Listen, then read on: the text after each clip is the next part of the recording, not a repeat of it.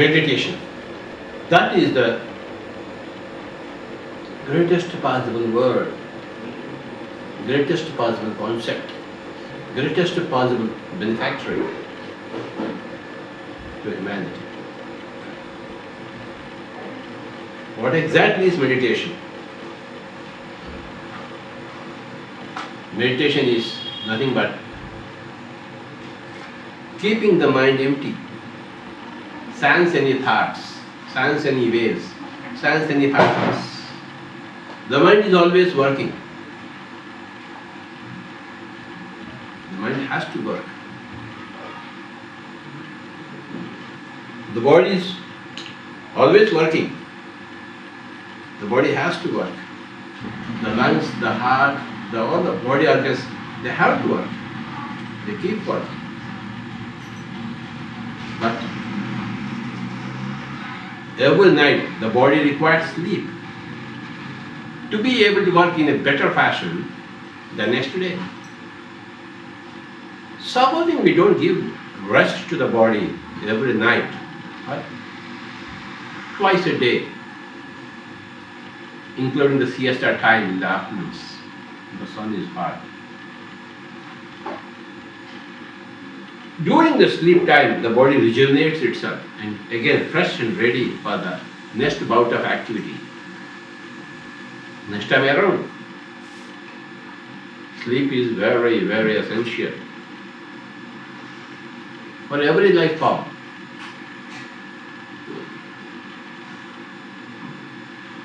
The plant, the animal, the human being, sleep is essential. It rejuvenates the body. So after deep sleep, you work better early in the morning, but fresh. Yes, I am again fresh for activity.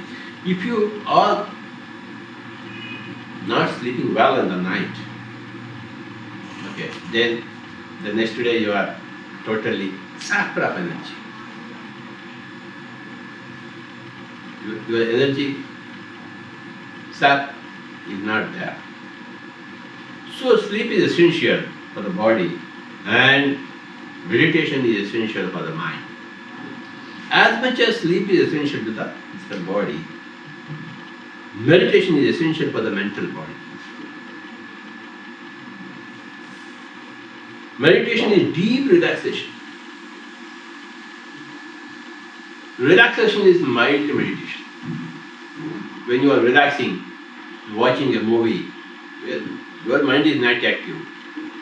You are only observing the activity of other minds in the movie. Then your mind is in a relaxed state. Your mind is only perceiving other minds. Your mind, yours by itself is not working. So that relaxation gives you certain energy. So relaxation is mild meditation, whereas meditation is deepest possible relaxation. And that is very, very important must for every human being. Meditation is not required for any animal because there are no problems there. There is no lack of peace of mind there. So once you come out from the animal kingdom to the human kingdom, then the meditation comes in along with your humanness.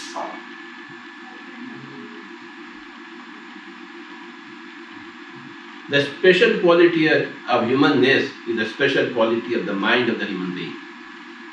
And that mind, incessantly working, scheming, doing things, offending others and defending itself from the offense of others, lot of activity, mental activity.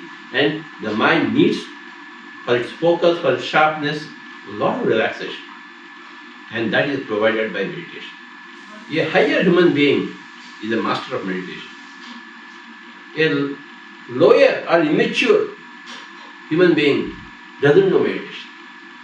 So the mind is always working, tensed up, acting, reacting, and exhausted at the end of the day. And that keeps on repeating the whole of the lifetime. And there are more disasters in that life than blessings. If you want more blessings than disasters, then you have to become a master of meditation. You have to become a practitioner of meditation every day. The great master Patriji has defined yoga as yoga chitta vritti nirodha. Yoga means making the mind's waves more peaceful and stopping those waves, stopping those activities. Nirodha means stopping. Stop our mind's activity. That is yoga. Yoga chitta vritti nirodha. Then what happens when the mind becomes empty? Then Patanjali said again, tataha drashtaha swarupe avasthanam. Tata. Then you become a drashta. Drashta means you become a seer through your third eye. When the mind becomes empty, your third eye blossoms. When the mind is like a jungle, devouring your personality, the third eye is in a flaccid condition. It's in a suppressive conditions. But when the mind is not there, the thought pressure is not there, when the mind is empty, then the third eye blossoms. That is called a drashtaha. You become a seer. You become a seer through your soul's level. Tata drashtaha swarupa eva avasthanam. Swarupa eva avasthanam. So you become seated in your own self. You become seated in your own self. Otherwise, we are seated in this form, not in the self. We are seated in this form to do worldly actions. But we have to seat ourselves in the self to be spiritual, to derive the soul's power, to derive the soul's energy into this form, body form. So, when the mind becomes empty, then you become a seer and you seat yourself in your own self. That is the meaning. Tataha drashtaha swarupi avasthanam.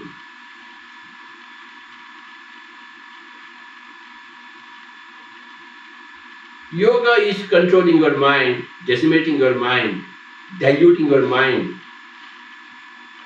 removing the waves and the particles, and this is done through two ways. Again he says, Abhyasa Vairagyabhyam Tan Nirodha. Tan means that mind is kept at bay, is stilled, is pacified, is emptied by two means, Abhyasa and Vairagya. Abhyasa Vairagyabhyam Tan Nirodha. Abhyasa is practice. Practice of everything, anything, gives you perfection in that particular thing. If you want to become a musician, you have to practice a lot. If you want perfection in meditation, make you a master of your mind, we have to practice a lot. So that practice, incessant practice, constant practice. Okay. To close your eyes and begin to observe your breathing, then that is called abhyasa. And vairagya. And if we want to come to our this earth plane, we have to remove ourselves from our causal world's homes. Then only we can come here. So that withdrawal from any particular thing is called as vairagya. That gives you opportunity for a new abhyasa, new practice of anything. So, on this occasion, we just mentioned the great master, we pronounced the great master Patriji, who said the first sutra is Ataha Yoganushasana. Ataha means now, yoga means meditation, Anushasana means a discipline. When people have a problem, then they come to meditation. Whereas, if people are taught as the children themselves meditation, there won't be any problem at all. Prevention is better than cure. So we want all children to understand the science of meditation, to begin the practice of meditation right from childhood. That is one of the cardinal principles of Pyramid Spiritual Society movement. But when you become an adult, when you never knew about meditation, when you were a child or an adolescent, or even as a youth, as an adult, you are beset with so many problems, then you are suffering a lot. Then people come, Swamiji, please teach us meditation. Then the Swamiji teaches meditation. Atha means then, when you go to learn science of meditation, the science of meditation comes to you. When you want yoga, meditation, then yoga, meditation will come into you. Atha means that is the time. When you go there, it will come to you. Otherwise, you don't go there, it will not come to you. When you leave India and go to USA, you will be in the USA. USA will not come to India and present itself, hey, guys, see me. No, you have to go there. So, when a yogi is there, when a person says, Swamiji, my problems are overcoming me, I'm miserable. Then you overcome your problems. For that, Ataha, now start the practice of meditation. Come. People come to you with problems. You say, okay, now that you have come, now you have to start meditation. Ataha Yoga Anushasanam. That is the first sutra. Now, the practice of meditation begins for you. Because now you have come. Now the practice of meditation comes. Ataha Yoga Anushasanam. And the guy says, Swamiji, what is yoga? Then, yoga, chitta, vritti. Yoga means making your mind empty. Your mind is full of miseries, problems, dichotomies, many illusions, many non-facts, many paradoxes, many incompatible things. So you have to make your mind empty. Making your mind empty is meditation. Yoga, chitta, vritti, nirodha. Then again, Swamiji, then what happens? If you have controlled your mind, you have decimated your mind, you become a drashta, you become a seer.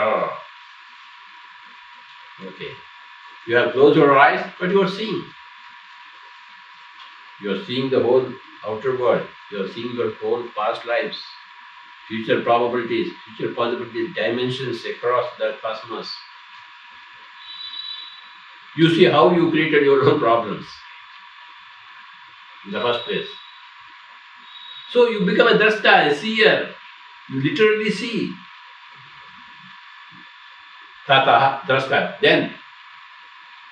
Tata means then. Ata means now. Ataha yoganusasanam. Yoga has chitta vritti nirodha. Tata, drashta, swarupa. Tata, then what happens? You become a drashta, you become a seer. The corresponding word in Sanskrit is rishi. Rishi means a seer. You close your eyes, you see everything. Okay. So, tata drashtaha, swarupa avasthanam, you stay put in your own self, not in your body. Your body is from your toe to your head. But this is only a body. This is the container, this is not the content. The soul is the content, the body is a temporary container. Not of that content, but a image of a mirror image, a small mirror image of that content, not the holder of that content, never. So you become aware of the content. When you withdraw your attention from the container, you become aware of the content of the content. Okay. So you become a seer of the content. Your intention should be away from the container and towards the content. When your intent is that to see the content, of course you will see the content. And that is called as drashtaha. When you see the content, what indulge in the world, there are only blisses, continuous blisses, there are no problems. When you don't become spiritual, when you are indulging in the world, then you create a lot of problems for the world, for yourself, for everything. So, yoga is meditation. Yoga is not putting this leg here or putting the head down in the place of. No. Yoga is essential of the mind. 100%. It is the rectification of the mind. Okay. How do you rectify your mind?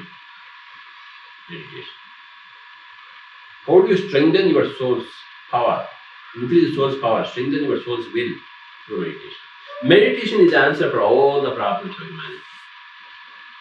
If you are a human being, you must do meditation. Otherwise, you cannot blossom as a human being. You can't understand the whole thing, picture, without meditation. That's why Gautama Siddhartha, when he was beset with an old age, a death, a disease, then he wanted to find out the cause. He did find out the cause through meditation. Meditation is very, very important. Every day you should spend time in meditation. Minimum according to your age. If your age is 40 minutes. If your age is 20 minutes. That's the bare minimum. Okay. People ask, can we do it in installments? Everywhere there is installment business. So of course you can do in installments. But better not. Better to do it in one stretch. Okay, one stretch. Okay. And any time is best time for meditation. Morning, afternoon, evening, night. Any place is best place. Prefer a chair, prefer a sofa. Keep your wall back, walk to the back to the wall. Okay. Sthira Sukhamasanam. This is another statement from Patriji. Your asana, the posture that you take for the settling of your mind in the self, it should be comfortable, sukham, and it should be firm. Sthira Sukhamasana. Any posture which is comfortable to you, which is steady, you can sit happily without any trouble. Okay. That's the asana you have to take. Sthira Sukhamasana. And we call this observing the breathing to get your mind very fast into meditation. If you don't observe the breathing, simply sit, then it takes a long time for the mind to settle. But if you observe the breathing process, if your mind is focused on it, attuned to it, then your mind becomes empty very fast. That's why this observing the breathing is a great catalyst in the whole process of meditation. That's why it is called as pranayama. That's the essential step. If you want to go into meditation deeply and instantly, okay, so that pranayama is becoming one with the breath. Sukhamaya pranayama. After Sukhamaya asanam, Sukhamaya pranayama. You have to cross your fingers because 10% of your energy flows through your fingers. So you can't keep like this. Always best to keep all like this. Okay, to cross your feet because 10% of your energy flows through the toes of the feet. So you have to cross it so that the 10%, and 80% of your energy flows through the eyes to catch the world. So you have to close your eyes, then happily observe the breathing. Normally the breath is about say 10 inches. Then as you focus your mind's attention onto the breath, the 10 inches breath becomes 9, 8, 7, 6, 5, 4, 3, then 2, then 1. It finally stays at the top of the nose. As you observe the breathing changes. It's dynamics. Then it becomes smaller and smaller. Then the breath becomes small and still. When the breath becomes small and still, the mind becomes small and still. When the breath is again 10 inches, the mind is again totally vacillating, vibrating. Cyclone is there in the mind. So, mind and breath are interconnected. So, you begin with the breath to go to the mind. And when the breath becomes small and still, the mind is also still. Chitta, vritti, nirodha, the mind may have become empty. Rather empty. It's not absolute emptiness. It is great emptiness that is we are targeting, not absolute emptiness. Okay, because the lower mind disappears, the higher mind appears. The higher mind is the seer. Okay, so the mind gets distracted, but again you have to come back to your breath to reconstruct your mind, repacify your mind, rectify your mind. So this ding-dong battle goes on, but soon we become the masters of meditation. Anybody becomes. Okay. A little sincerity is required, a little seriousness is required. Then enlightenment happens. Without sincerity, without seriousness, there is no enlightenment. So, sincere practitioner, serious practitioner is enlightenment in our path. Sincerity plus seriousness is equal to, in Sanskrit, Shraddha. So, the word Shraddha in Sanskrit combines these two terms, sincerity and seriousness. Shraddhavan lavate jnanam. That is one of the statements of Gita. So when you are sincere, when you are serious, of course you become a wise person. You acquire that knowledge, experience. That is, you undergo that experience and you learn that particular thing. That is jnana, wisdom. So, anytime, any place, any situation, even if there is a marriage going on in your house, you should be able to do meditation amidst all the din. And even if there is a death in your house, you must be able to do meditation amidst all the suffering or amidst all the loss. Any time, any place, any situation, you must do meditation. You must be regular practice of meditation. Practice of meditation makes man perfect.